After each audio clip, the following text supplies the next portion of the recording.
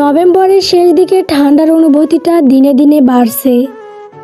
ভোর ফজরের সময়টা নামতেই চারপাশে মসজিদের আজানের ধ্বনি ছড়িয়ে পড়ে, এক গভীর স্নিগ্ধতা নিয়ে, যেন পুরো পরিবেশ মুসলমানদের জন্য এক শান্তির আহ্বান পাঠায়। ঠান্ডা হাওয়া, হালকা কুয়াশা আর আজানের সেই মধুর সুর একসাথে মিলেমিশে চারদিকে এক প্রশান্ত সকালে রং ছড়িয়ে দেয়। জয় ঘুম থেকে উঠে ধীরে ধীরে ওয়াশরুমে যায়। গরম পানি দিয়ে অজু সেরে বেরিয়ে আসতেই তার মধ্যে এক ধরনের সজীবতা ফুটে ওঠে। পরনে পরে নেয় সাদা পাঞ্জাবি পায়জামা, মাথায় দেয় কালো টুপি। এই সাজে তার ব্যক্তিত্ব আর সৌন্দর্য যেন আরও উজ্জ্বল হয়ে ওঠে। হাতে জায়নামাজ তুলে নিয়ে আরেকটি কালো রঙের শাল দোকানে আস্তে করে ফেলে।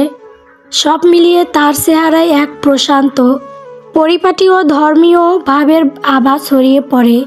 জয় বেরিয়ে যায়, দরজাটা নক করতে ভুলে না। বাসার কাছে এক মসজিদে ঢুকে পড়ে।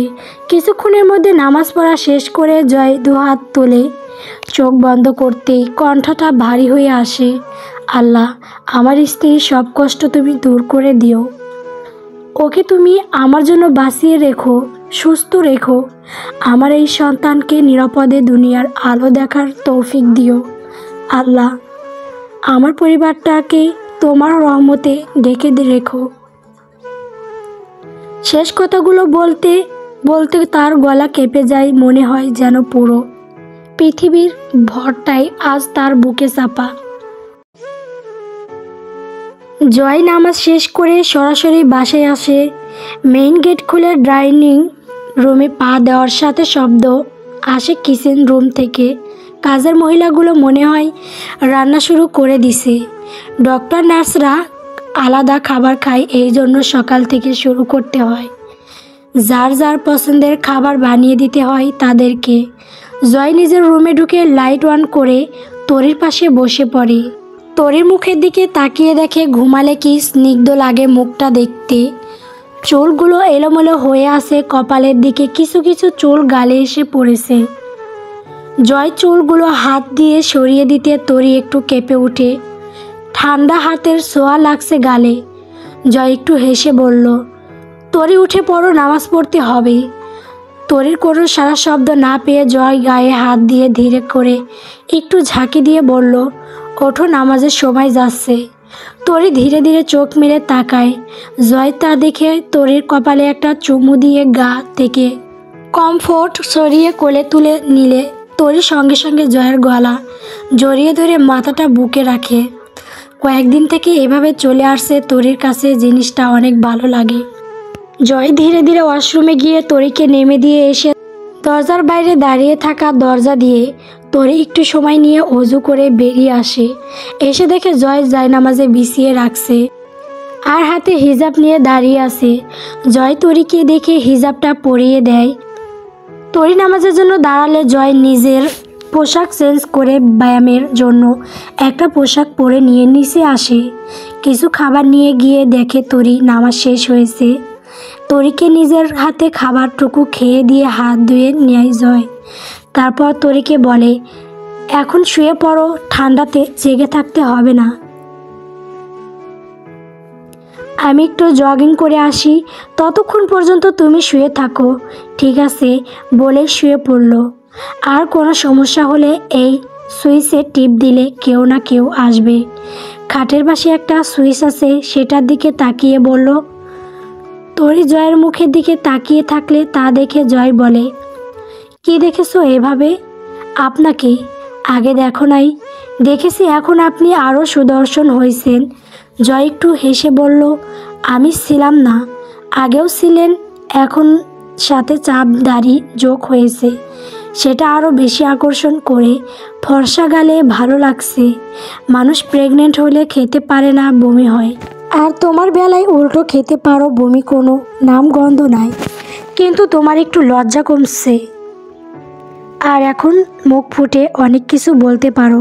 আমি বলতে পারি আমার বউ প্রেগনেন্ট হওয়ার, তার মুখে কথা ফুটেছে।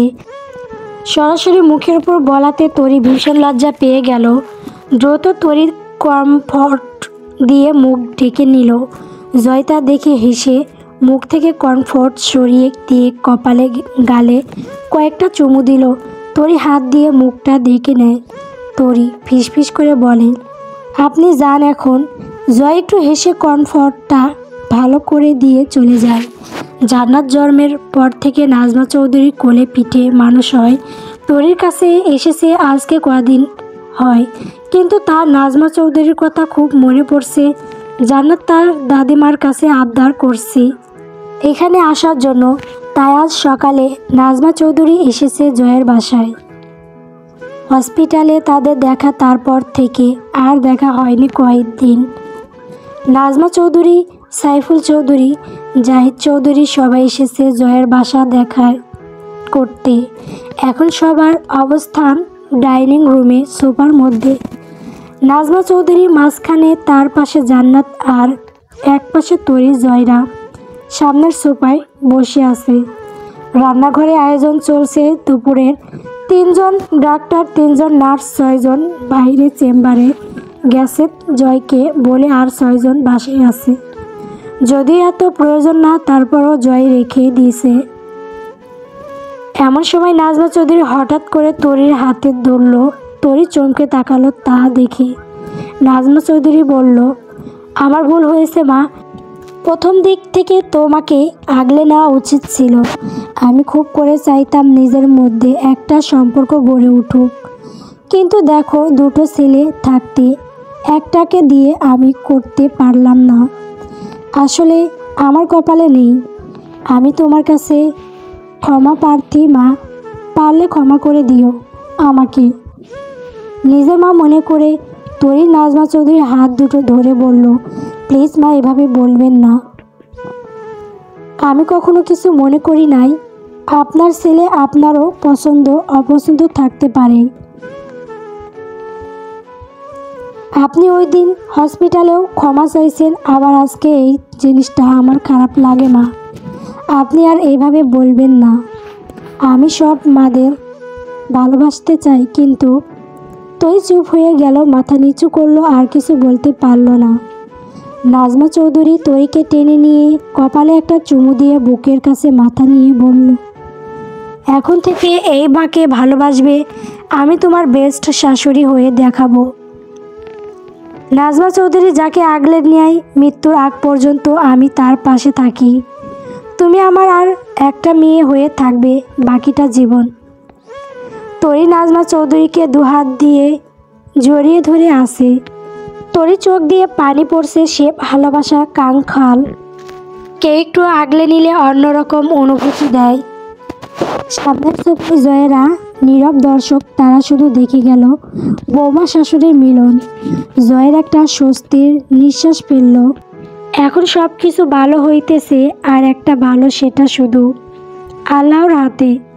পাশ থেকে জান্নাত বলল, দাদিমা প্লিজ এখানে থেকে যাও, আমার তোমাকে ছাড়া ভালো লাগে না। মেন কথা, আমি সবার সঙ্গে থাকতে চাই প্লিজ। নাজমা চৌধুরী মুচকি হেসে বলল, বৌমার শরীর এরকম, আমি এখানেই বেশি থাকবো, তুমি বেশি টেনশন করো না। আর তোমার দাদু বাবা অফিস থেকে বাড়িতে যাওয়ার সময় এখানে রাতের খাবার খেয়ে চলে যাবে। আমরা মাঝে মধ্যে ও বাড়িতে দেখে শুনে আসবো। আমি খুব খুশি দাদিমা, আমরা সবাই একসঙ্গে থাকবো। বলে জান্নাত নাজমা চৌধুরীর গলা জড়িয়ে ধরল। জয়রা সোফা থেকে উঠে দাঁড়িয়ে পড়ল। জয় সবার উদ্দেশ্যে বলল, তাহলে আম্মু তোমরা থাকো, আমরা একটু অফিস থেকে আসি। আর তোর দিকে খেয়াল রাখো। এখন আমি এসেছি জয়, তোর বউয়ের টেনশন আর করতে হবে না। তোরা সবাই সাবধানে যা। আমি জানি আম্মু। বলেই জয় তরির দিকে তাকিয়ে চোখের ইশারায় বলল সাবধানে থাকতে। তরি একটু মাথা নেড়ে সম্মতি জানালো। গল্প এক সন্ধ্যাময় প্রেম।